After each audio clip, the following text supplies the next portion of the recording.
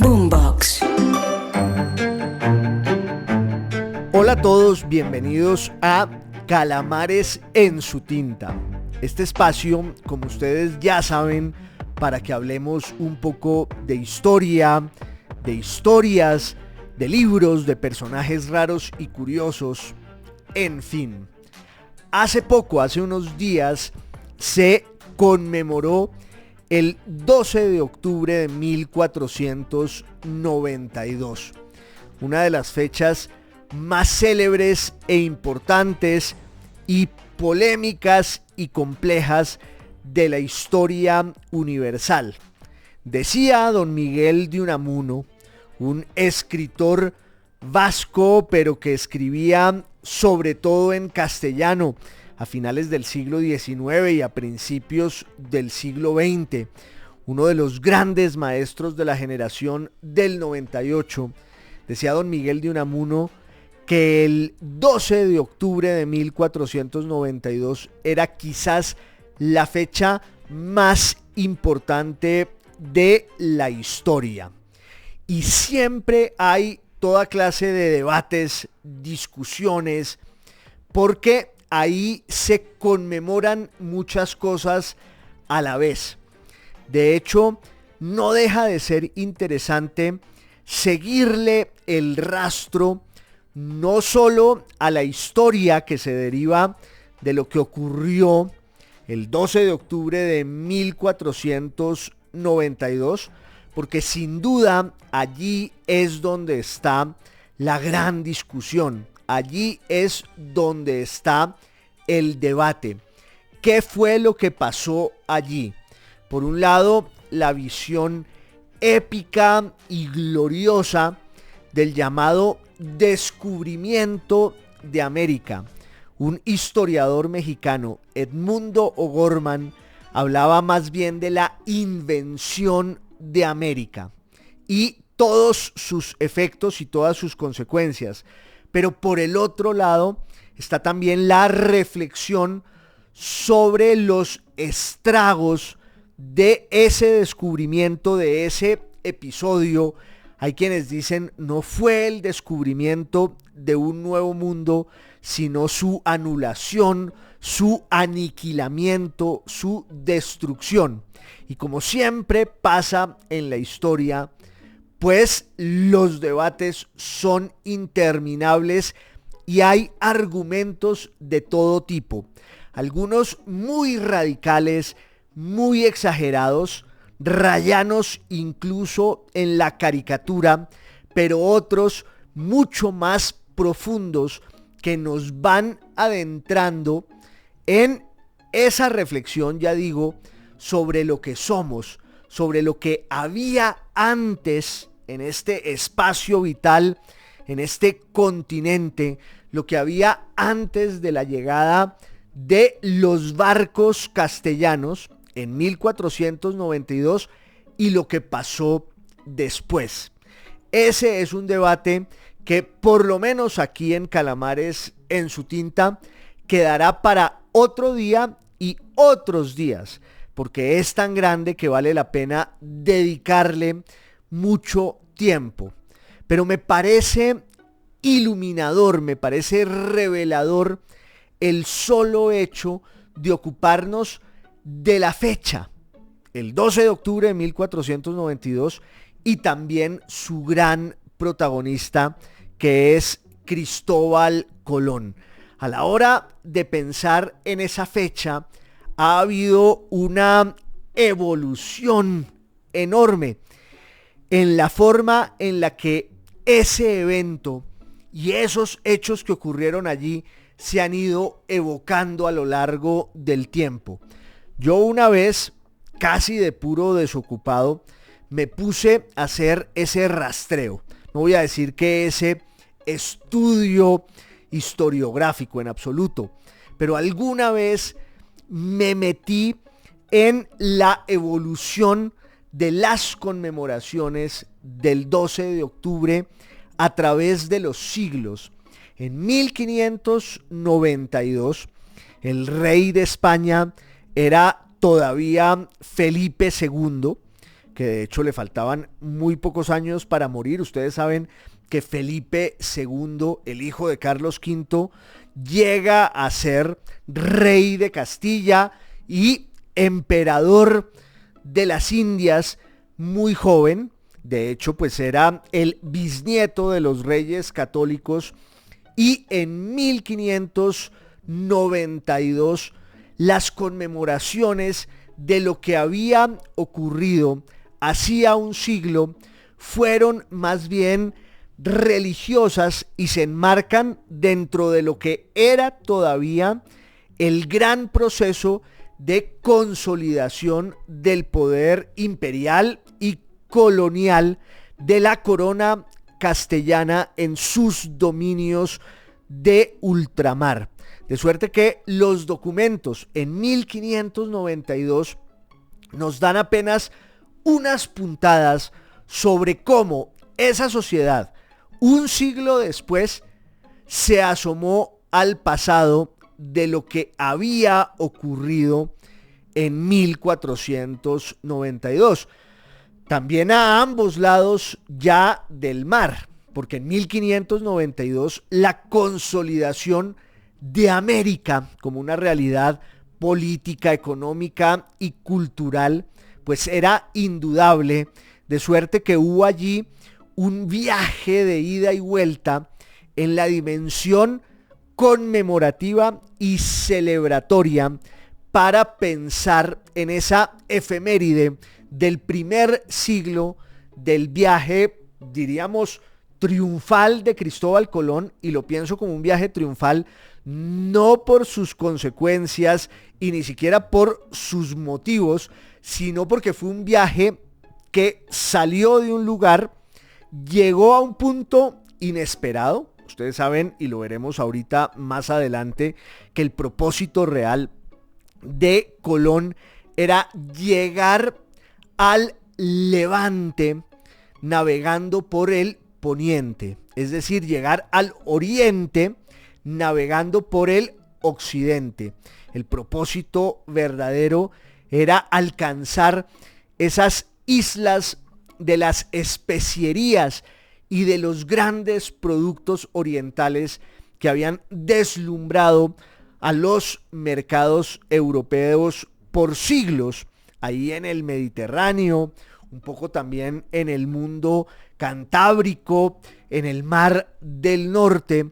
Y por eso fue un viaje triunfal. No estoy emitiendo un juicio de valor sobre la empresa colombina, sino diciendo solamente que en 1492 el señor Colón zarpa de un puerto, se encuentra de bruces con el continente americano. Oscar Wilde, un grandísimo escritor irlandés de habla inglesa, de la lengua inglesa, decía que Colón ha debido seguir derecho. Pues no lo hizo, y ahí empieza ese proceso histórico de la invención de América, que se conmemoró un siglo después, en 1592, sobre todo con oficios religiosos a ambos lados del mar, a ambos lados del Atlántico, tanto en América como en España. Si avanzamos un siglo más y pensamos en lo que ocurrió en 1692, en octubre de ese año, pues nos damos cuenta de que España estaba ya en un momento de absoluto declive y decadencia desde el punto de vista político, desde el punto de vista militar, desde el punto de vista económico. Seguía siendo un imperio, seguía siendo una gran potencia,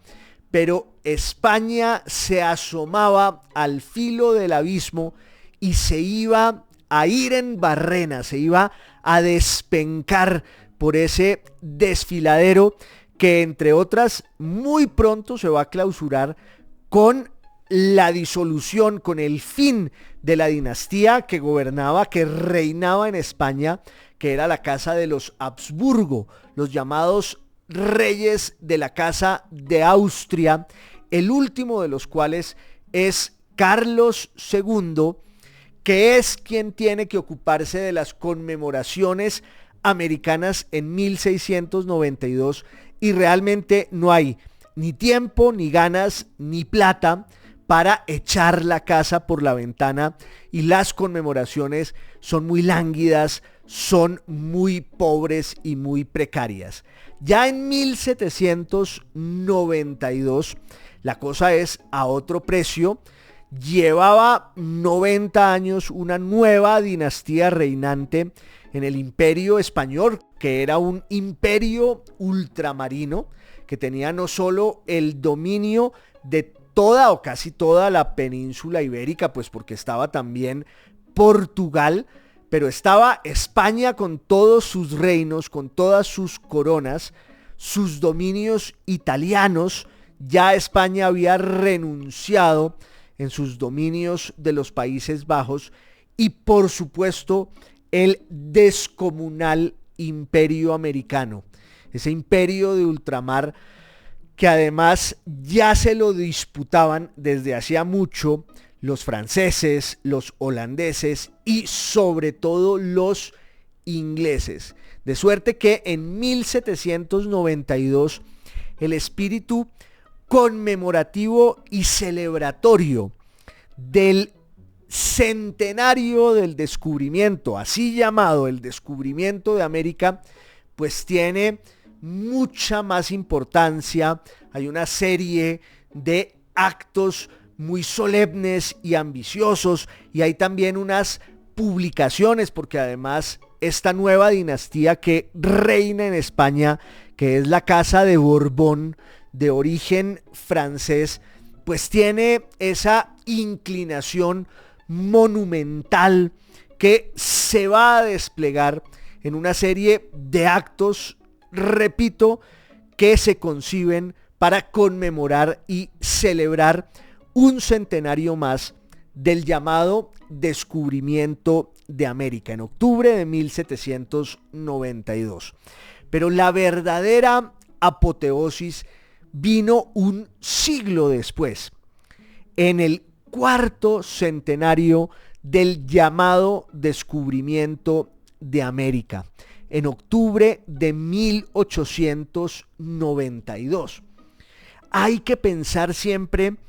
en las circunstancias, en el contexto de una conmemoración histórica. Lo he dicho otras veces aquí y hoy lo repito. Las conmemoraciones cuentan y revelan más de quienes conmemoran que de lo conmemorado. Porque en las conmemoraciones hay una invocación del pasado, hay una explotación de la historia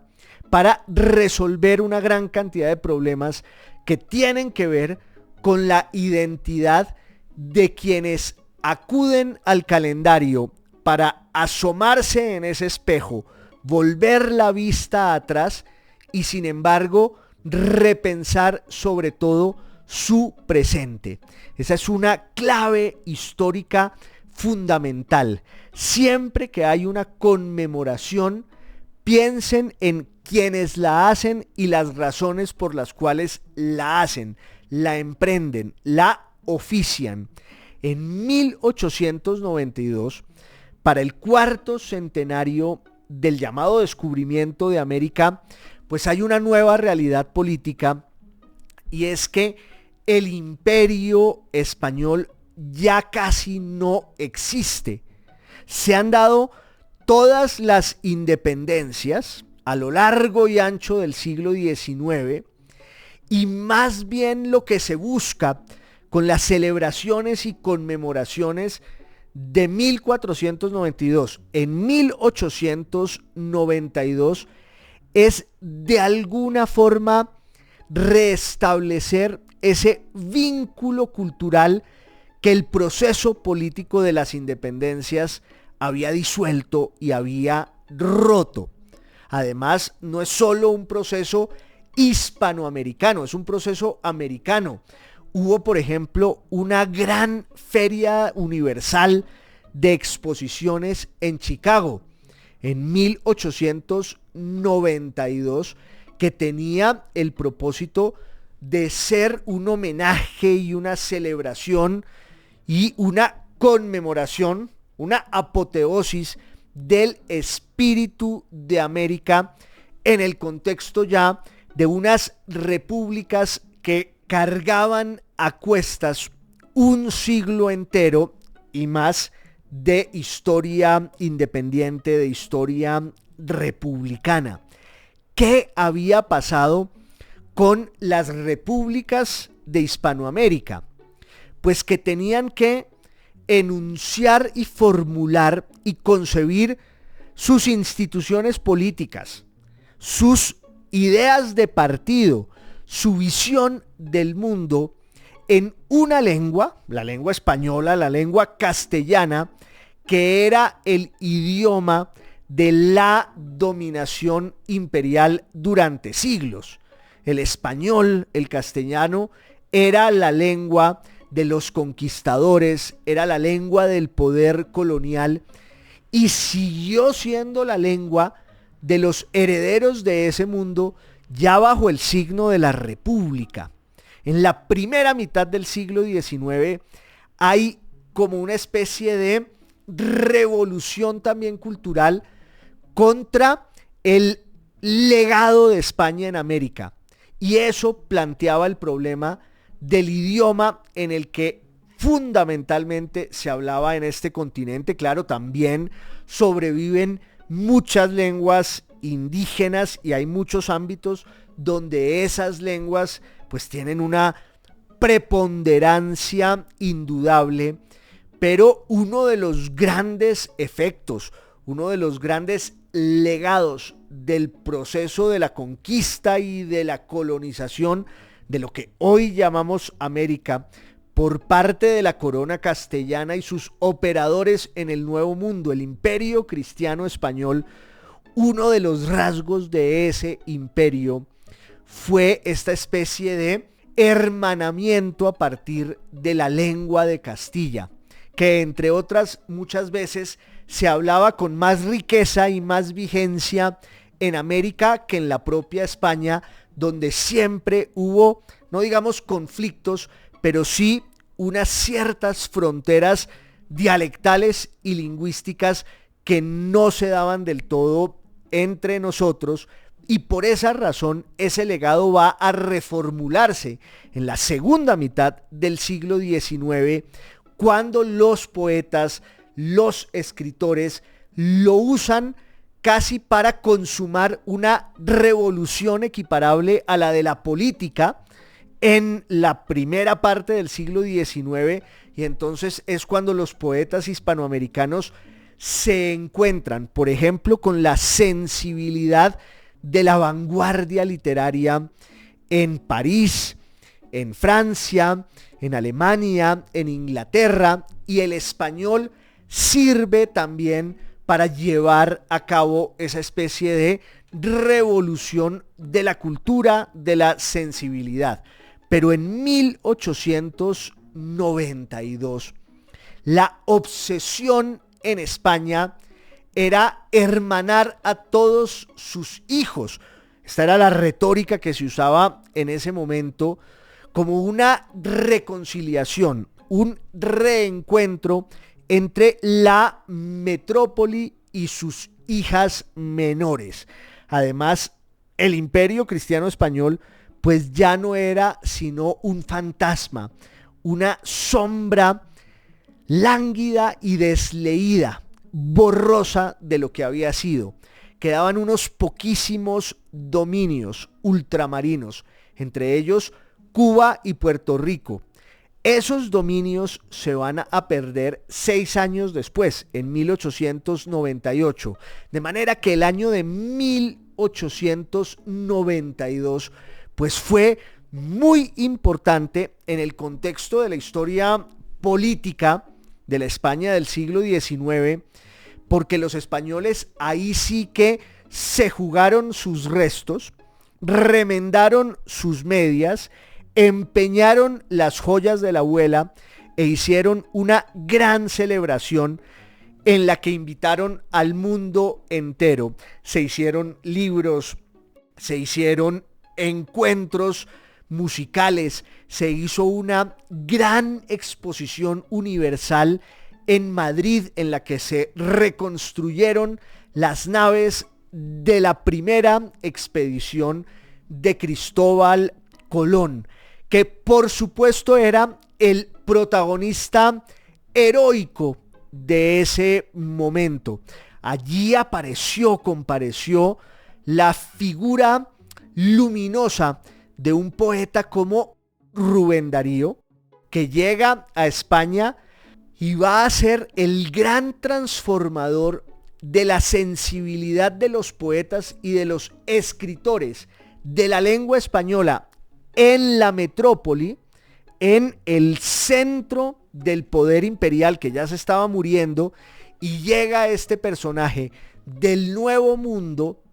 que lleva por delante su lengua amerindia, Rubén Darío, y termina deslumbrando y maravillando y seduciendo a todos los españoles. Eso fue lo que pasó en 1892, en el cuarto centenario del llamado descubrimiento de América. Ahí había, insisto, como una aproximación monumental, celebratoria, heroica, que buscaba la unión de los pueblos que eran el resultado de todo el proceso colonial e imperial del descubrimiento y la conquista. En 1992, y varios tenemos ya memoria de ese momento, se va a conmemorar el quinto centenario del descubrimiento de América. Y la diferencia entre 1892 y 1992 es abismal, porque en 1992 hay ya una visión muy crítica de esa idea de que había que celebrar el llamado descubrimiento del Nuevo Mundo. Hubo una cantidad de voces disidentes que quisieron regar unos granos de sal en esa herida para pensar mejor en los alcances y el significado de lo que había ocurrido hacía 500 años. Muchos pensadores, historiadores, escritores en todas partes, no solo en América, también en Europa, dijeron, bueno, tratemos de entender mejor qué fue lo que pasó allí, pero no repitamos la fiesta de hace 100 años y no nos lancemos de manera gratuita y ciega a una celebración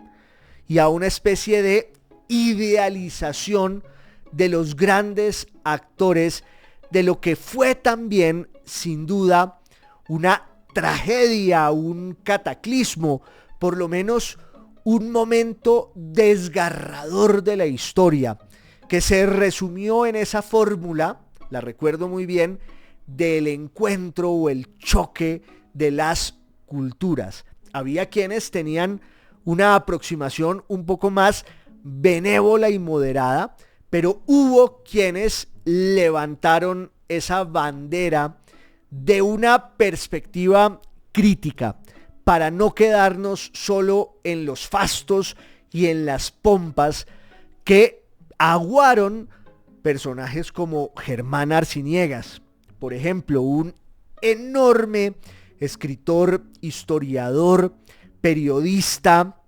una figura importantísima de la vida cultural y literaria y política colombiana en todo el siglo XX, entre otras porque Arciniegas nace con el siglo, si no estoy mal, en diciembre de 1900. Yo puedo casi evocar de memoria algunas de las fechas del querido maestro Arciniegas, porque disfruto mucho de su prosa, de su gracia, de esos libros brillantes que empieza a publicar desde 1932 con la obsesión, entre otras cosas, de la cuestión americana, y se ocupó de ese tema todo el tiempo. Pero además Arciniegas fue no solo brillante, un enorme prosista, sino también muy longevo. Y en 1992, a sus 92 años, era uno de los miembros principales de la comisión que se había establecido para organizar las conmemoraciones del 5º centenario del llamado descubrimiento de América. Y en una reunión con los reyes de España, Arciniegas pronunció un discurso que fue un desplante en el que decía: realmente aquí no tenemos mucho que celebrar, y sobre todo quienes sí deberían hacerlo son los españoles, que no nos vengan a pedir a los americanos que celebremos nosotros, porque para Europa y sobre todo para España,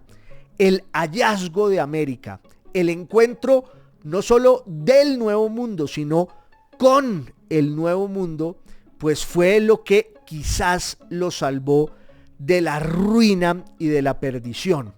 O sea que en 1992 todo había cambiado, y ese es un poco el tono que se impuso desde entonces y que es cada vez más virulento, más radical, más polémico a la hora de repensar lo que ocurrió ese 12 de octubre de 1492. Repito, ese debate va a quedar aquí para otros días, pero hace poco, en el contexto de todas estas discusiones y estas conmemoraciones y todas las polémicas que siempre surgen en una especie de péndulo apasionado, no voy a decir yo entre la leyenda rosa y la leyenda negra, que también existen, pero entre esta visión heroica o necesaria de lo que ocurrió allí en el encuentro entre los pueblos, el hombre blanco, las sociedades europeas que son portadoras de su mundo en aquel tiempo, de su cultura, de todo lo que había pasado allí desde hacía siglos y milenios, y eso es lo que llega con los españoles al Nuevo Mundo. Pero también hay aquí unas realidades humanas, culturales, pues que resintieron el impacto de ese momento y sobre todo de ese proceso que surge allí.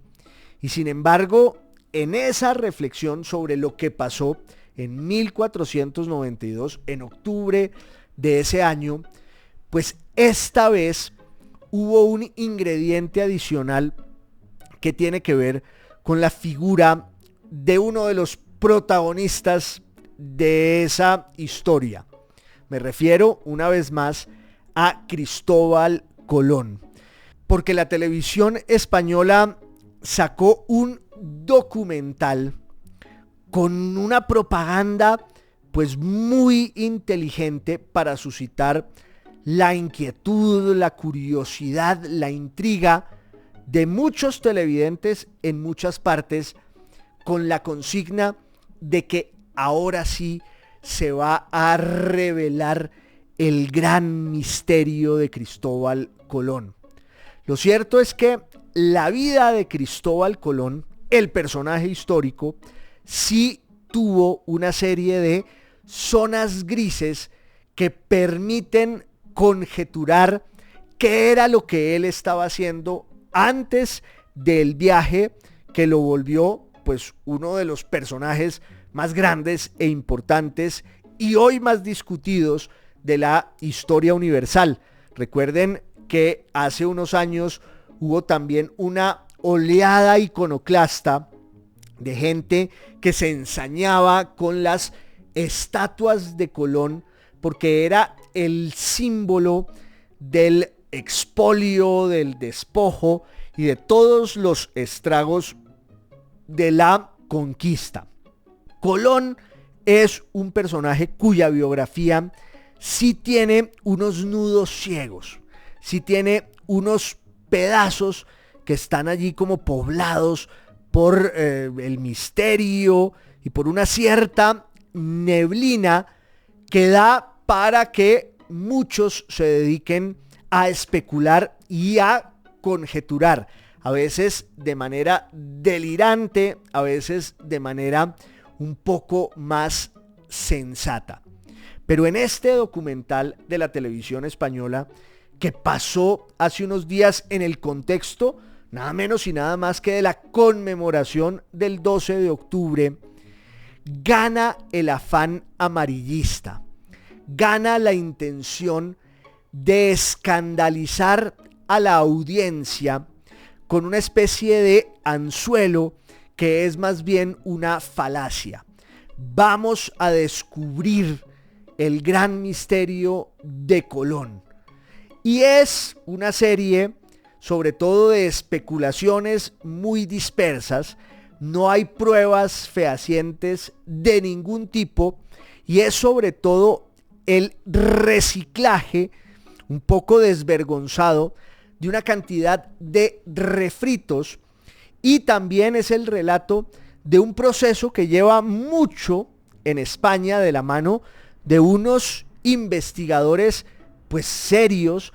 que quieren tratar de hacer el análisis genético de los presuntos huesos, de los restos humanos de Colón que reposan en la Catedral de Sevilla. Y entonces hubo un permiso oficial para que unos genetistas y unos historiadores y unos arqueólogos empezaran a hurgar en esos huesos, y los resultados han sido, la verdad, pues muy precarios y son inferiores a este afán amarillista que se da en quienes quieren difundir esos resultados de esa investigación sin que en el fondo haya realmente nada importante y nada trascendental. Pero es también un poco el destino de este mundo viral en el que estamos, y donde siempre surge esta novelería de que empecemos a reproducir sin beneficio de inventario todo lo que nos llega, cuanto más estridente y escandaloso mejor. Muchos de ustedes tendrán ahí en su teléfono la noticia que algún amigo les envió diciendo: ya se supo todo. Cristóbal Colón no era italiano, no era genovés, era en realidad español de Valencia y era un judío. Esa es una hipótesis que se ha ventilado desde hace muchísimo tiempo con respecto a los orígenes y a la biografía de Cristóbal Colón, porque, repito, no hay tantos documentos como para hacer un relato pormenorizado de lo que hizo Colón desde su nacimiento en 1451. ¿Dónde nació Cristóbal Colón? Todos los datos que tenemos a nuestra disposición nos dicen que nació en Génova en 1451 en una familia de unos laneros y unos comerciantes de clase media. Podríamos decir que la pequeña burguesía genovesa. Domenico Colombo y su esposa, que se llamaba Sofía Fontanarrosa. Ese apellido que me fascina porque es el de uno de nuestros ídolos, el negro Fontanarrosa, el gran dibujante y maestro y escritor y caricaturista rosarino en la Argentina. Pero siempre existió la posibilidad de que Cristóbal Colón o su familia tuviera un cierto vínculo con las comunidades judías, sobre todo de origen sefardí, es decir, español, allí en el Mediterráneo. De entrada hay un problema cuando planteamos el dilema entre el hecho de que Colón fuera italiano y genovés y católico, o que fuera español, valenciano y judío. Porque si ustedes se fijan, estamos hablando de unos conceptos que en realidad son muy posteriores y que tienen que ver con las identidades nacionales que surgieron y se construyeron en Europa en la modernidad en el siglo XVIII, en el siglo XIX y hasta el siglo XX. De manera que cuando pensamos en el Colón italiano, como quisieron hacerlo ver los italianos, los pensadores, los historiadores y los políticos italianos en el siglo XIX y en el siglo XX, pues hay un error de perspectiva porque Italia realmente no existía. Y en el caso del Colón español también hay una distorsión, y además una distorsión casi peor, porque es un intento nacionalista muy sostenido en el tiempo de una gran cantidad de historiadores que quieren asignarle a esa entidad que llamamos la nación española la gloria de haber producido, de haber engendrado, de haber prohijado a un héroe de la cultura, de la navegación, como Cristóbal Colón. Es, repito, un error en el planteamiento y ya vamos a tratar de desmenuzarlo un poco mejor. Y por el otro lado está la cuestión del judaísmo. Resulta que el judaísmo es ante todo una condición religiosa y también, claro, hay una dimensión cultural y eventualmente hasta étnica en algunos grupos, en algunas comunidades que profesaron esa religión y que se fueron asentando en unos enclaves muy concretos en la diáspora del pueblo judío desde el año 135 después de Cristo en el Mediterráneo. Pero cuando hacemos esa declaración de que una prueba de ADN ya nos muestra y nos revela y nos comprueba que Colón era judío, pues incurrimos en una falacia, en un error, porque una prueba de ADN no puede sino darnos unas ciertas pistas que de pronto se apuntan a que quizás algunos de los ancestros de Colón en Génova sí hubieran surgido de la península ibérica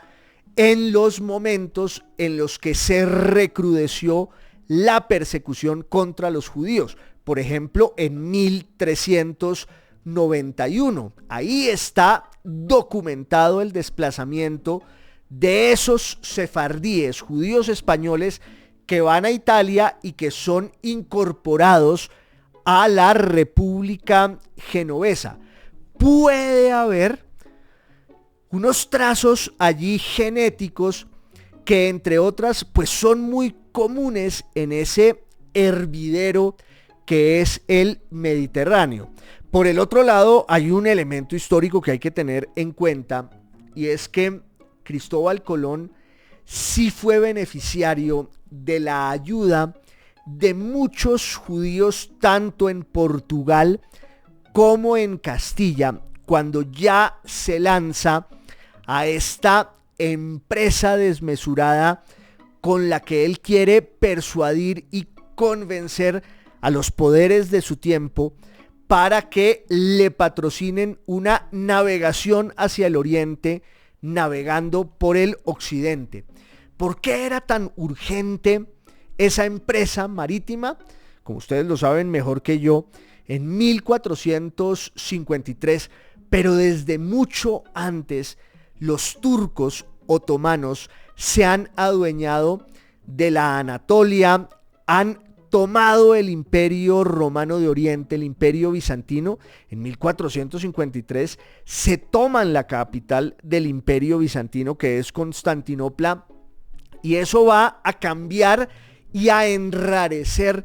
todos los circuitos comerciales que los europeos de Occidente habían establecido con el mundo oriental desde las cruzadas. Y en ese relato, los principales agitadores y operadores de esos mercados, de esas rutas, eran los italianos. en Amalfi, sobre todo los venecianos, los pisanos, los florentinos que estaban tierra adentro y que habían creado hasta un sistema bursátil y financiero, y por supuesto los genoveses, en esa república marítima en la que de verdad nace Cristóbal Colón. Ahí están las pruebas, ahí están los únicos documentos que sobreviven de su nacimiento. En su infancia y en su juventud le perdemos un poco el rastro. Hay quienes dicen que se había quedado con su familia dedicado al negocio de la lana. Hay quienes dicen que había ido con un tío a unos viajes por el Mediterráneo oriental, que llegó a Irlanda, que llegó a Islandia, donde también en medio de estas especulaciones y estas hipótesis, muchas veces delirantes, hay quienes dicen que en el encuentro de Colón con los islandeses, él se va a impregnar de esa tradición que había, según la cual los vikingos ya habían llegado al continente americano. Esos enormes navegantes en el siglo XII, en el siglo XI, en el siglo incluso X,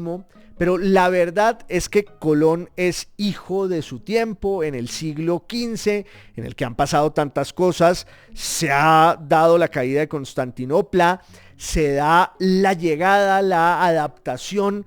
de la imprenta de tipos móviles en Alemania, que se le adjudican al señor Gutenberg. En la propia España, a la que va a llegar Colón, pues se está terminando esa guerra entre los cristianos españoles que han unido todas sus coronas y los musulmanes españoles que van a ser expulsados de su último enclave, de su último bastión. Y también hay una serie de transformaciones tecnológicas, científicas, astronómicas en el arte de la navegación, y no solo en el arte de navegar y en el conocimiento que hay que tener para poder dominar las naves, sino también en la parte práctica de concebir y armar unos barcos que sean más grandes, que sean mejores, que han sido copiados, entre otras cosas, de lo que hacen los árabes en los mares de Oriente. Y ahí, por supuesto, tienen un papel protagónico los portugueses, que de la mano de un infante de la Casa Real que se llama Enrique el Navegante, pues se han lanzado a ocupar el Atlántico por la vertiente africana, con la convicción de que allí están las rutas hacia el oriente, que se han ido cerrando por lo que ha ocurrido en el Mediterráneo oriental, y también la ocupación de eso que un historiador francés, Pierre Chanu, llamaba el Mediterráneo Atlántico, el hallazgo de esas islas en el mar Atlántico que van abriendo el camino, por lo menos dejan que algunos lo intuyan, de América, en las islas de Cabo Verde, en las Canarias, en las islas Azores. Cristóbal Colón llega a Portugal y es víctima de un naufragio en 1476. Se va a casar con quien será su esposa, que se llama Filipa Perestrello, y cuyo padre pues estaba muy entroncado con los grandes personajes del mundo de la navegación y de la industria en ese Portugal de João II, un rey muy sabio y explorador, que recibe a Cristóbal Colón probablemente en 1484, entre 1484 y 87, 88 está Colón ahí, tratando de que los portugueses y la corona de Portugal promueva esta idea de que él puede llegar al oriente navegando por el occidente. Era una idea obsesiva que él tenía, y la había sacado, entre otras cosas, de la carta de un gran astrónomo y navegante, pero sobre todo astrónomo florentino, que se llamaba Paolo Toscanelli, que había dicho que realmente si uno navegaba por el occidente, como la Tierra era redonda, pues llegaba al oriente, porque además los cálculos de las distancias eran, decía Toscanelli, pues muy imprecisos. Él hizo unos nuevos cálculos. Cristóbal Colón conoce esa carta de Toscanelli a los reyes de Portugal y él mismo vuelve y le escribe, y Toscanelli le da el espaldarazo para que Colón siga por la senda de esa empresa alucinada de llegar al oriente navegando por el occidente. En Portugal no logra convencer a la corona y entonces piensa en irse a Inglaterra, piensa en irse a Francia, pero termina llegando a Castilla,